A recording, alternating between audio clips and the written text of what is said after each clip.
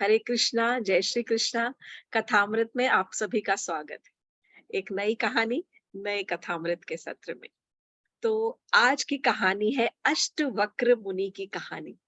मुनि, क्योंकि वे उनकी सोच और उनकी विवेक और उनकी बुद्धि जो थी, उनकी मति, उनकी विजडम, वो एक ऋषियों मुनियों से भी बहुत ज्यादा थी। अष्टवक्र क्योंकि उनका पूरा जो शरीर था वो 8 जगह से टेढ़ा था। लेकिन जैसे जैसे बड़े हुए वो, उसके बाद उनका श्राप भी मुक्त हो गया। किस प्रकार ये ऐसे हुए, उनके पितृ भक्ति की कहानी है। और यही कहानी ध्यान से अगर सुनेंगे तो एक बार और, मुझे जब अगले सत्र में हम जाएंगे तो अष्टवक्र ऋषि की कथा से ही हम कृष्ण कथा को कैसे जोड़ेंगे, किस प्रकार उनके ही एक श्राप से कृष्ण कथा के जुड़े हुए किसी व्यक्ति को आगे बहुत सुंदर उनकी मुक्ति हुई। तो दिस इज इस प्रकार बहुत सारी कहानियां हैं जो शुरू कहीं और होती है और फिर हमें कृष्ण कथा की ओर ले जाती है और कृष्ण भक्ति की ओर ले जाती है। जब भी हम भागवतम का कोई कथा सुनते हैं तो भागवतम का अध्ययन करने का तथ्य और मेन जो उसका ध्येय है वो केवल यही है कि हर एक जो चैप्टर है जब हम सुनेंगे भागवतम का या हम रीड करते हैं, it has to take us to the last chapter. वो हमें अंत तक लेके जाता है और अंत में उसका जो मेन एसेंस है भागवतम का वो है आश्रय, यानी कि हम भगवान की शरण में किस प्रकार हम जा सकते हैं। हम भगवान की शरण में उसी लिए जा सकेंगे जब हम भगवान को पूरी तरह से पहचान सकेंगे, ना कि केवल उनकी लीलाओं और कथाओं से। तो भागवतम के ऊपर एक चर्चा अलग से करेंगे। आज की कथा है अष्टवक्र मुनि की कथा। ओम अज्ञानतिमिरान्धस्य ज्ञानाञ्जनशलाकया चक्षुरुन्मीलितं येन तस्मै श्रीगुरुवे नमः। वाञ्छकल्पतरुभ्यश्च कृपासिन्धुभ्य एव च पतितानां पावनेभ्यो वैष्णवेभ्यो नमो नमः। हे कृष्ण करुणा सिन्धु दीनबन्धु जगत्पते गोपेश गोपिका कांत राधा कांत नमोस्तुते। तप्त कांचन गौरांगी राधे वृंदावनेश्वरी वृषभानुसुते देवी प्रणमामि हरि प्रिये। हरे कृष्णा कृष्ण कृष्णा हरे हरे, हरे राम राम राम हरे हरे। तो ये जो कहानी है इसका थोड़ा सा मैं बैकग्राउंड आपको बता चुकी हूँ। Now coming to the real story, जिसे सुनने में हमें आनंद आएगा और जिसे सुनकर हम सिर्फ यही आशा करते हैं जब भी कोई कथा सुने कि उस कथा से हम किस प्रकार कृष्ण के प्रति हम आकर्षित होंगे या कृष्ण के प्रति हमारा प्रेम और हमारी भक्ति बढ़ेगी। हालांकि इस कथा में कुछ और पितृ भक्ति की भी सीख और लेसन्स हमें सुनने को मिलेंगी। ये कहानी महाभारत में थोड़ी थोड़ी आती है और इसका ज्यादा करके मेंशन चांडोग्य उपनिषद में है। इतने सारे उपनिषद हैं, बहुत सारे उपनिषद में बहुत सारी कहानियां हैं, पर ये खासकर महाभारत में थोड़ा इसका अंश आता है, थोड़ा चांडोग्य उपनिषद में आता है। एक कौशिक तकी उपनिषद में भी कहा गया है, यहाँ पर है कथा उपनिषद में भी इसका मेंशन आता है। और बाद की जो कहानी हम अगली बार जो सुनेंगे उसका पूरा मेंशन जो है, पूरी कहानी जो है वो श्रीमद् भागवतम में और गर्ग संहिता में कही हुई है। तो इसलिए मैंने इस कथा को 2 पार्ट्स में ब्रेकअप कर लिया है। आज की कथा अब हम शुरू करने जा रहे हैं। बहुत पुरानी बात है। एक ऋषि रहते थे जंगलों में जिनका नाम था उद्दालक अरुणी। ऋषि का नाम था उद्दालक अरुणी ऋषि थे। बहुत ही महान, जैसे कि सब साधु संत जिस प्रकार होते हैं, शुद्ध हृदय सात्विक जीवन उनका रहता था। और वे हमेशा जब यज्ञ वगैरह करते थे तो अपने शिष्यों को लेकर बैठते थे। उनकी एक बहुत ही सुंदर और सुशील कन्या थी जिसका नाम था सुजाता। जैसे कि अब जैसे पुत्री बड़ी होती है, कन्या बड़ी होती है, तो पिता को चिंता लग जाती है कि इसका विवाह करना है मुझे। जब उनकी वो कन्या सुजाता विवाह योग हो गई तब ऋषिवर को भी थोड़ी सी चिंता सताने लगी। ऋषि ने बहुत स्मार्टली क्या किया, उनके जो अपने इतने सारे शिष्य थे उनमें से एक बहुत ही योग्य शिष्य को चुना जिसका नाम था कहोड़। और ये जो ऋषि कहोड़ थे उनके साथ में अपनी पुत्री का विवाह संपन्न करा दिया। तो ऋषि कहोड़ का विवाह हो गया उनकी बेटी सुजाता के साथ में। दोनों एक ही आश्रम में पले बड़े थे, और क्योंकि ऋषि कहोड़ के कोई नहीं था, वो शादी के बाद भी वहीं पर ही रहने लग गए। उसी आश्रम की देखभाल करने लगे, उसी आश्रम में अन्य शिष्यों के, अब छोटे मोटे जैसे गुरु हो जाते हैं उस प्रकार के, वो उनको शिक्षा ज्ञान देने लगे और यज्ञ करवाने लगे। अब ऐसा था कि समय आने पर जो उनकी पत्नी थी सुजाता, वो गर्भवती भी हो गई और उनके गर्भ में एक नन्हा शिशु पलने लग गया। जब वो गर्भवती थी तब भी ऋषियों के साथ में बैठकर, और वो उनके साथ में सारी यज्ञ क्रियाएं करवाती थी, उनकी मदद करती थी, और वो सुजाता सारे के सारे मंत्र जो उच्चारण किए जाते थे वो सब सुनती थी। जब वो सुनती थी तो उनके गर्भ में रहने वाला जो पल रहा था बालक, वो भी सारे के सारे मंत्र सही उच्चारण समेत वो सुन रहा था। अब ऐसा कहा गया है कि जो ऋषि कहोड़ थे, ही वॉज नॉट अ परफेक्शनिस्ट, और उनका जो ज्ञान था वो था ज्ञान अच्छा, लेकिन उनका उच्चारण सही नहीं था, and he was not probably up to the mark, एकदम जो सही तरीके से करने वाले इस प्रकार के वो ब्राह्मण नहीं थे। पर काम चल रहा था और यज्ञ होते थे, शिक्षाएं होती थी, मंत्रोच्चारण हुआ करते थे। कई बार जब उनके मुख से गलत उच्चारण होता था तो उनकी पत्नी सुजाता से ये सहन नहीं होता था कि मेरे पति ये गलत उच्चारण कर रहे हैं श्लोक का। तो वो कई बार टोक देती थी और रोक देती थी कि सुनिए ऋषिवर, ये जो आपने श्लोक बोला ये आपने गलत इसका उच्चारण किया, इस मंत्र को ऐसे नहीं, ऐसे बोला जाता है। और कई बार उनके पिता भी उनको रोक के समझाते थे। तो शुरू शुरू में तो उन्हें ठीक लगता था, कोई प्रॉब्लम नहीं हुई। लेकिन जैसे समय बीतता गया, थोड़े समय के बाद एक बार की बात यह है कि जब वो यज्ञ कर रहे थे और हवन वेदी पर बैठे हुए मंत्रों का उच्चारण कर रहे थे, तब उनके मुख से कुछ गलत शब्दों का उच्चारण हुआ। और उस समय this was very normal actually, as I said, पर उस समय उनकी पत्नी के गर्भ में पल रहे बेटे ने तुरंत अपने पिता को टोक दिया। अब दो जगह पर मेंशन है, क्योंकि हमें शायद ऐसा कभी विश्वास न हो कि गर्भ में जो बच्चा पल रहा है वो कैसे टोक सकता है। पर एक जगह ऐसा लिखा गया है कि बच्चे ने टोक के और पिता के मंत्रों को ठीक किया, पर एक जगह ऐसा किया है कि बच्चा हंस हंस के खिलखिलाने लग गया गर्भ में। Whatever, you can take it anyways. As I said, हमेशा मैं कहती हूँ कि जो भी कहानियां हैं हमारे शास्त्रों में कहीं पे थोड़ा ऊपर नीचे आगे पीछे होता है, पर we have to gather the essence of the story. हम स्टोरी के अंदर अंदर छोटी छोटी बारीकियों में न जाकर उनके अंदर से हमें क्या सीख मिलती है, इस पर हमें ज्यादा फोकस करना चाहिए। तो जब बच्चे ने टोका या बच्चा हंसा, तब उसके जो पिता थे ऋषि कहोड़, उनको बहुत बहुत ज्यादा क्रोध आ गया, बहुत गुस्सा आ गया। ऐसे गुस्से में आग बबूला हो गए और तुरंत उन्होंने अपनी ही पत्नी में के गर्भ में पल रहे उस शिशु को उन्होंने श्राप दे दिया। फर्स्ट मिस्टेक, पहली सीख, और शायद ये सीख हमेशा हमें ध्यान रखनी चाहिए, अपने क्रोध पर काबू। हम किस प्रकार नियंत्रण अपने क्रोध पर खो बैठते हैं और उससे हम कभी कभी अपना ही नुकसान कर बैठते हैं। ये बहुत बहुत ज्यादा समझने वाली बातें और ज्यादा क्लियर हो जाएगी यहाँ पर कथा से। तो उन्होंने अपने पत्नी के गर्भ में पलने वाले शिशु को तुरंत श्राप दे दिया और कहने लगे कि हे पुत्र, तुम तो अभी गर्भ में पल रहे हो, और गर्भ में पलते हुए भी तुम्हारी जो मति है, बुद्धि है, मति, वो वक्र है। वक्र यानी टेढ़ी है।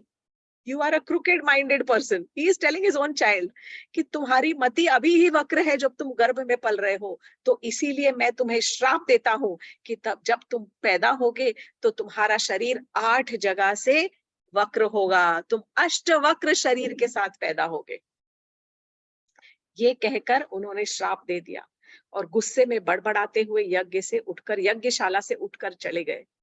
उनके जो ससुर जी थे उद्दालक अरुणी ऋषि, उनको बहुत बुरा लगा, बहुत बिल्कुल भी अच्छा नहीं लगा। और इनफैक्ट वो सारे के सारे जो उनके शिष्य भी बैठे हुए थे, जो उनके साथी और संगी थे वहां पर आश्रम में, उन्हें भी बहुत बुरा लगा। उनकी पत्नी सुजाता को भी बहुत दिल में चोट लगी और बहुत दिल दुखी हो गया। जब ऐसा सब होने के बाद में एक बार की बात है कि ऋषि कहोड़ को रियलाइज हुआ कि अब सारे के सारे मेरे यज्ञशाला में रहने वाले मेरे साथी संगी मुझे थोड़ा सा अवॉइड करते हैं, मुझसे इंटरेक्शन नहीं करना चाहते, मुझसे ज्यादा बातचीत नहीं करना चाहते, और उन्हें एहसास हुआ कि मुझसे कहीं ना कहीं कुछ गलती हुई है। तभी भी उन्होंने किसी से क्षमा नहीं मांगी।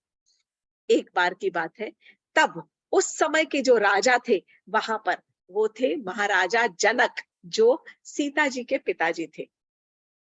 तब सीता जी का जन्म नहीं हुआ था, ये उस समय की बात है। तो जो ये महाराजा जनक थे, उन्होंने अपने सारी सभा में, सारे राज्य में ऐलान कराया कि मेरी सभा के अंदर एक बहुत नामी जो ब्राह्मण है, एक ब्राह्मण है, आचार्य है, और जो भी इसके साथ में शास्त्रार्थ करेगा, यानी शास्त्रों के आधार पर जो इनके साथ में कंपटीशन करेगा, प्रतियोगिता करेगा, शास्त्रार्थ करेगा, डिबेट करेगा, जो जीत जाएगा उसे बहुत भीषण इनाम दिया जाएगा।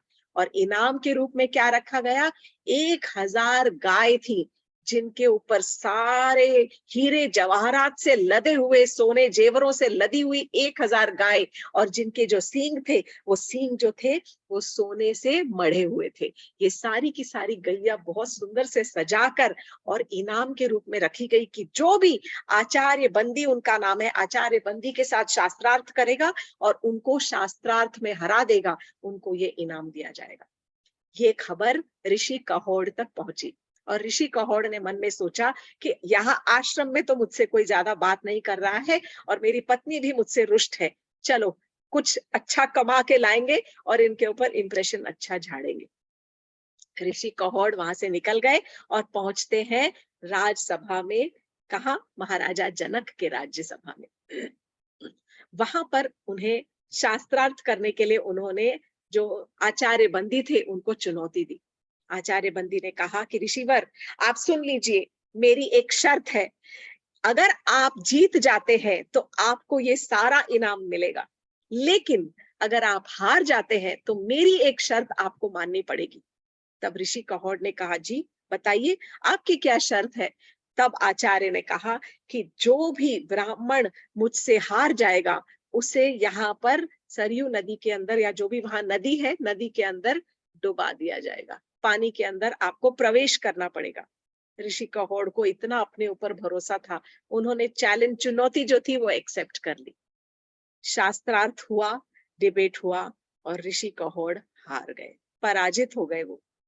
ऋषि कहोड़ जब पराजित हो गए तो महाराजा जनक की भी कुछ नहीं चली, क्योंकि ये तो दोनों के बीच की बात थी। जीतने की जो था इनाम वो तो महाराजा जनक ने दिया था, लेकिन हारने का जो इनाम था या हारने की जो परिणाम था, वो तो आचार्य बंदी ने स्वयं पहले से ही प्रपोजल करके रखा हुआ था। इस प्रकार ऋषि कहोड़ को जल में प्रवेश करना पड़ा। इसके कुछ समय के बाद इसकी खबर पहुंच गई आश्रम में कि ऋषि कहोड़ हार गए, और इस प्रकार उनको जल में प्रवेश करना पड़ा।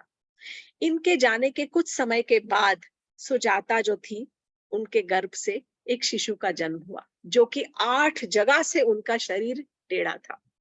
उनका नाम अष्टवक्र रखा गया, क्योंकि उनके पिता ने ही उनको अष्टवक्र होने का श्राप दिया था। बहुत दुखद बात थी, पर फिर भी कैसा भी बच्चा हो, कैसा भी बालक हो, माँ की ममता अपने बालक के लिए कभी भी कम नहीं होती।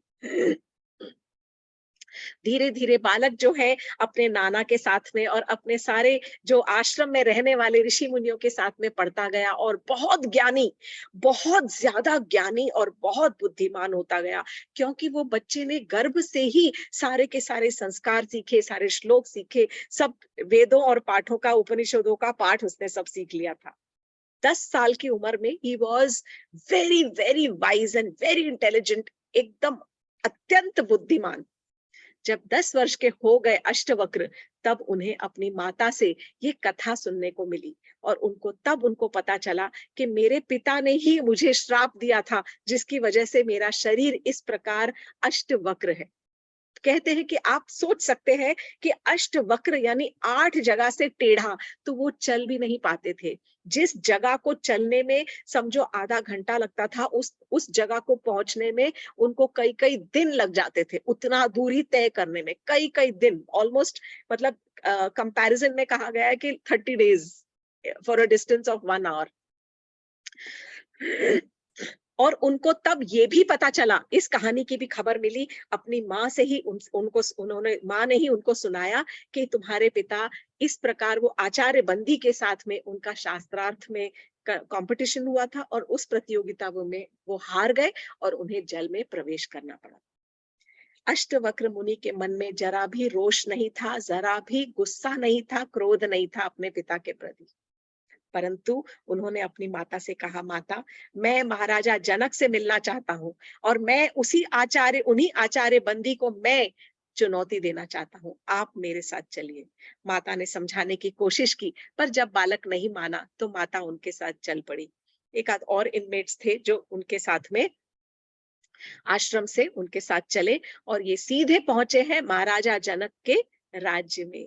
जब वहां राज्य में पहुंचे तो राज्य में द्वारपालों ने उन्हें रोक दिया। कहाँ जा रहे हो? तो बालक ने कहा, मैं आचार्य बंदी के साथ चुनौती करने जा रहा हूँ। द्वारपाल हंसने लगे, बोले, अरे तुम मूर्ख हो, तुम छोटे से बालक हो, तुम क्या वो आचार्य बंदी के साथ में करोगे? इतने वर्षों में उन्होंने इतने सारे ब्राह्मणों को हरा कर, पराजित कर कर उनको जल में प्रवेश करवा दिया है। आज तक कोई उनके सामने टिक नहीं सका। बच्चे, तुम बहुत छोटे हो बालक, तुम घर लौट जाओ।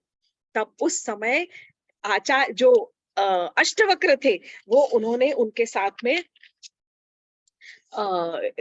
थोड़ा सा, मतलब ही स्टार्टेड डिबेटिंग, उनके साथ में वार्तालाप करने की कोशिश की और द्वारपालों के साथ कहा, उनको कहने लगे, उनको समझाने लगे कि भाई, मैं समझता हूं कि आप अपनी ड्यूटी कर रहे हैं, आप अपना कर्म कर रहे हैं, परंतु ये आपसे किसने कह दिया कि मुझ में बुद्धि नहीं है?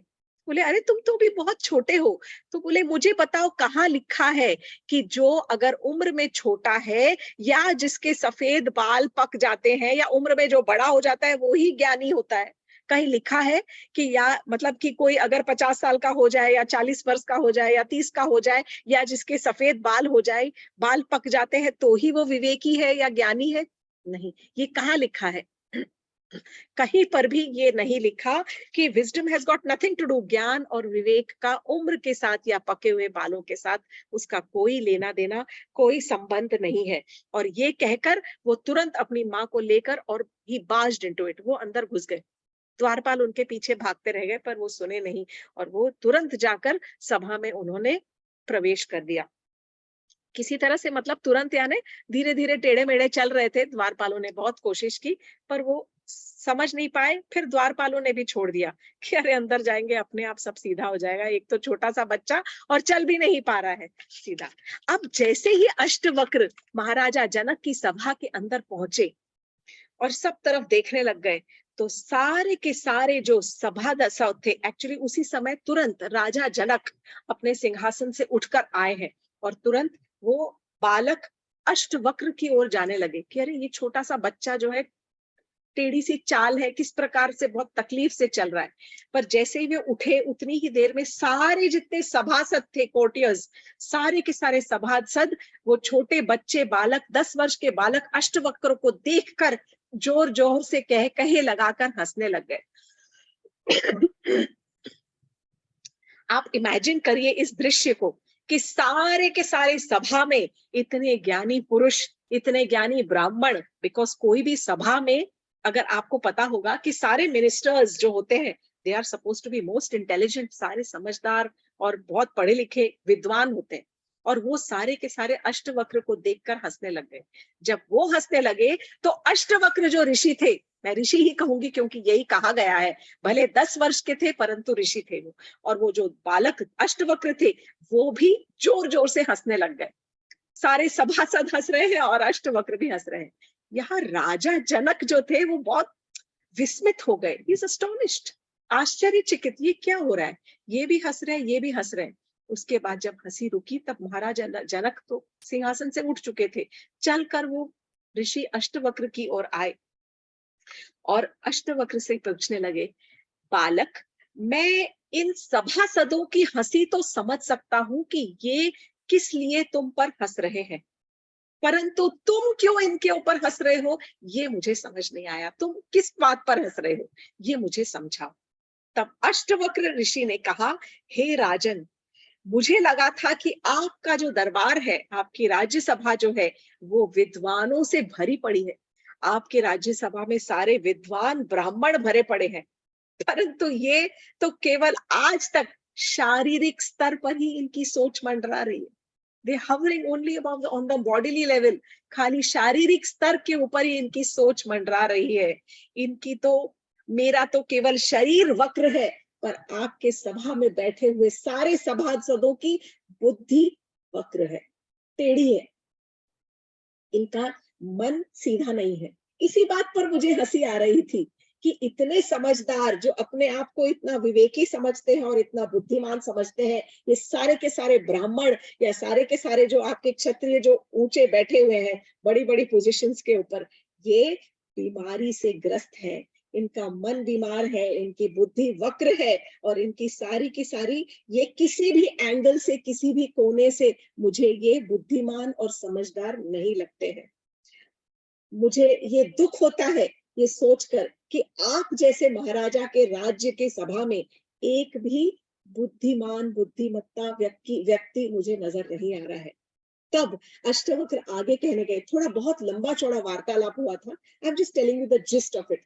तब उस समय अष्टवक्र ने, राजा जनक ने और सवाल की पूछे। तब अष्टवक्र ऋषि ने और आगे ये कहा कि महाराजा, आप बताइए कि ये जो आपके सभासद हैं, ये सब किस प्रकार, ये केवल चमड़े के ही पारखी है।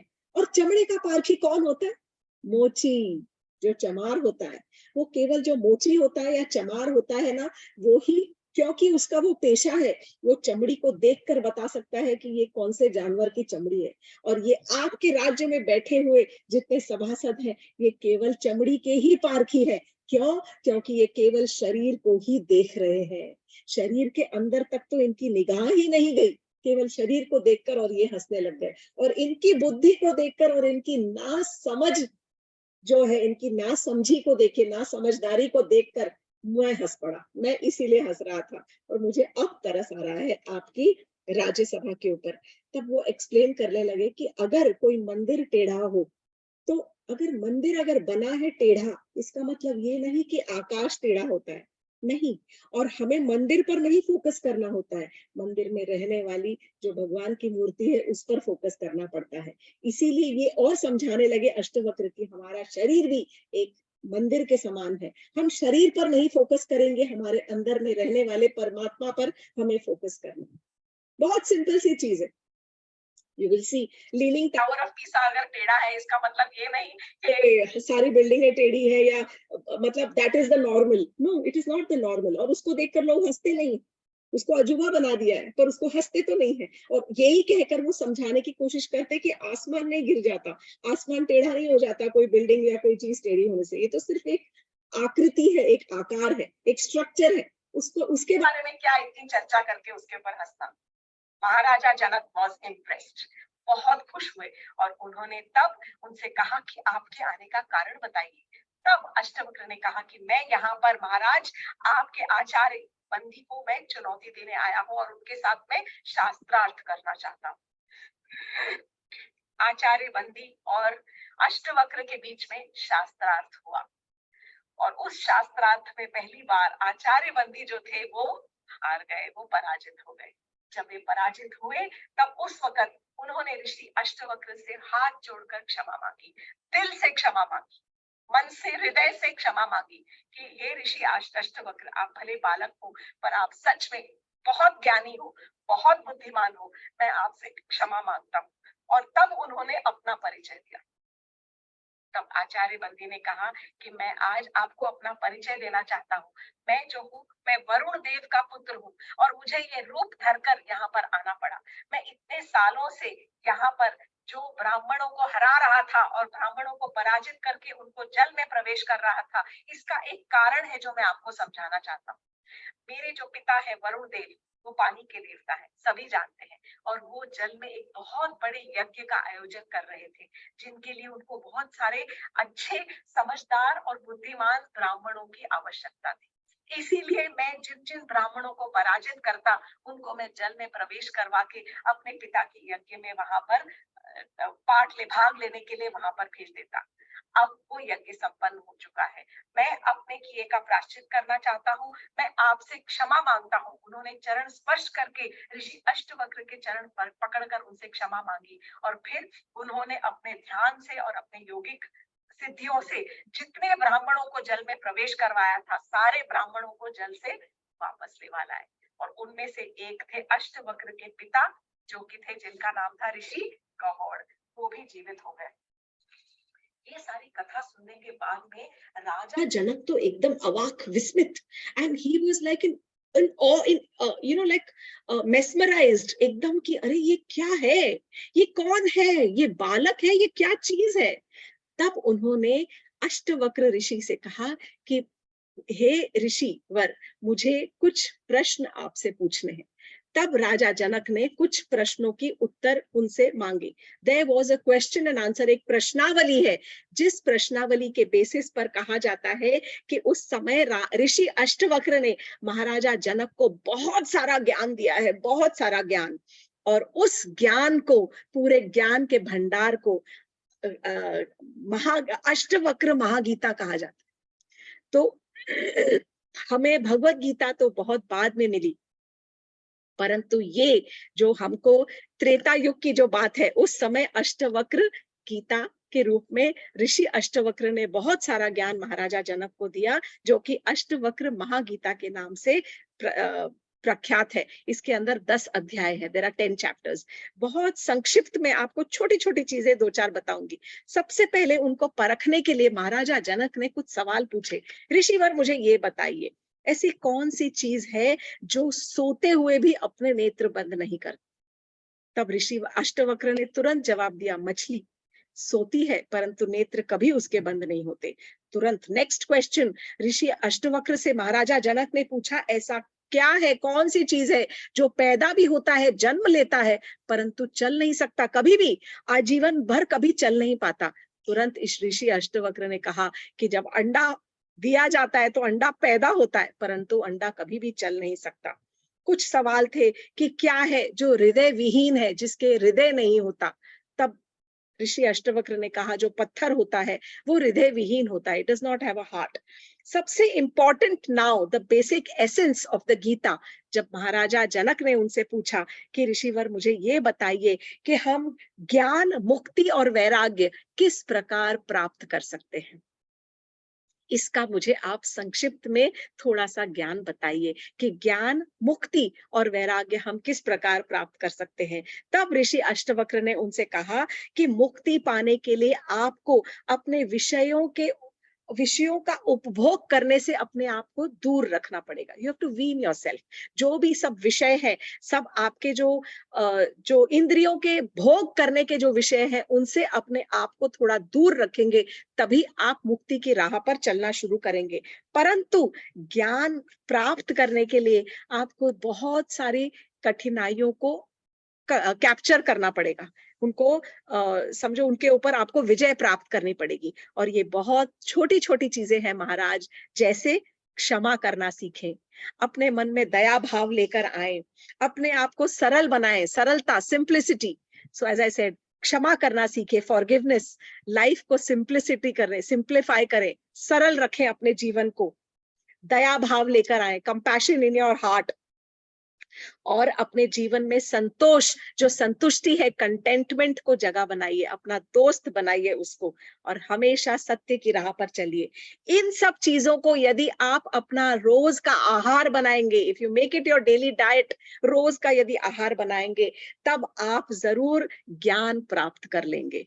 उसके बाद धीरे धीरे आपके अंदर वैराग्य की भी भावना आएगी। कब आएगी? जब आप, जैसा कि उन्होंने कहा था कि विषयों के उपभोग से अपने आप को दूर रखेंगे, तब अपने आप वैराग्य आएगा।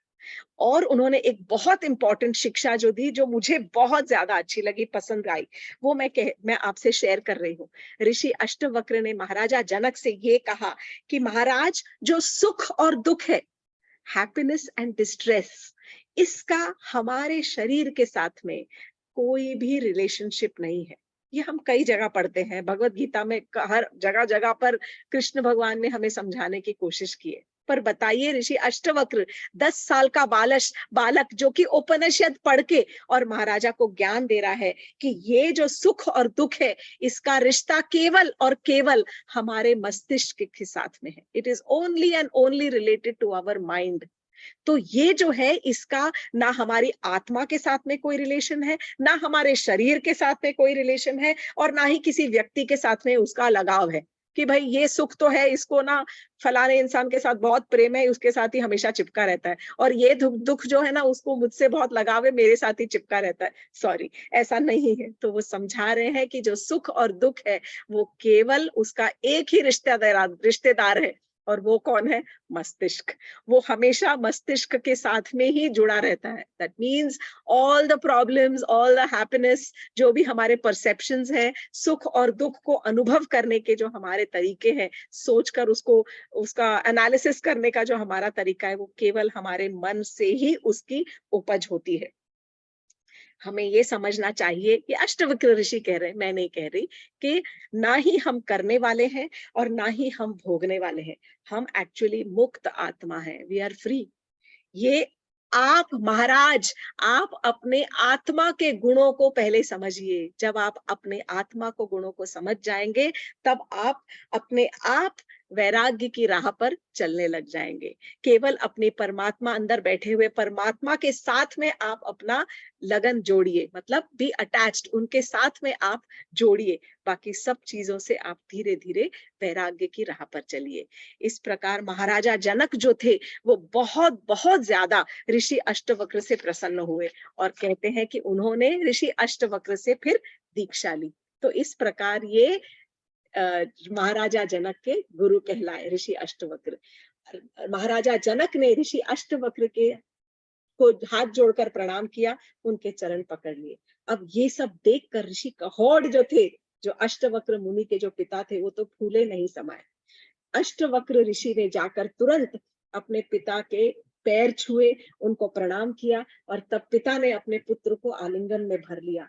अब पिता को बहुत ज्यादा पश्चाताप हो रहा था। लेकिन यहाँ देखिए कि ऋषि अष्टवक्र को जरा भी मन में क्लेश नहीं था कि मेरे पिता ने मेरे साथ इतना बुरा किया कि मुझे माँ के गर्भ में ही मुझे इस प्रकार कर्स दे दिया या श्राप दे दिया। वो सब कुछ उनके लिए was as एक्सेप्टेबल, कि जो प्रभु करते हैं, प्रभु की इच्छा है, उनकी जो भी इच्छा है वो मुझे मानने है।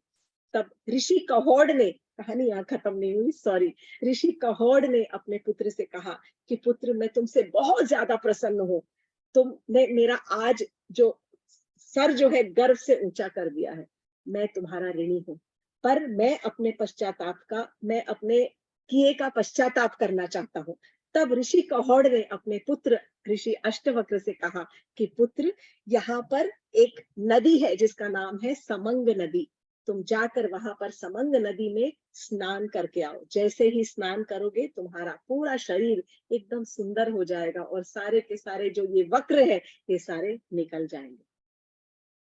अष्टवक्र ने अपने पिता का आज्ञा का पालन किया, और पिता की आज्ञा के पालन अनुसार नदी समंग में जाकर उन्होंने स्नान किया, और स्नान करने के बाद उनका सारा का सारा शरीर सुंदर हो गया।